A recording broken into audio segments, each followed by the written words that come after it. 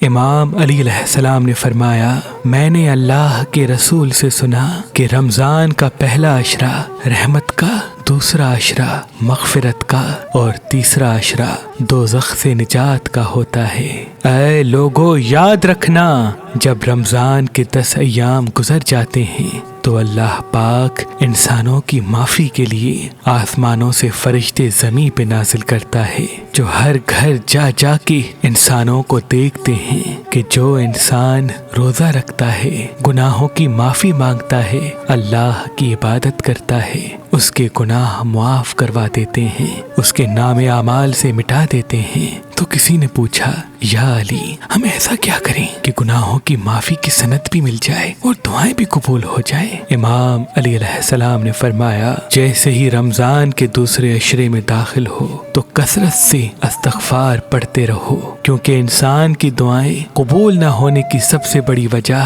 اس کے اپنے کیے گئے گناہ ہوتے ہیں۔ جب تم دوسرے عشرے میں کثرت سے استغفار پڑھو گے تو اللہ تمہارے سارے گناہ معاف کر دے گا، اور یوں وہ رکی ہوئی دعائیں اللہ کی دربار میں پہنچ کر قبول ہونے لگیں گی، قبول ہونے لگیں گی، قبول ہونے لگیں گی۔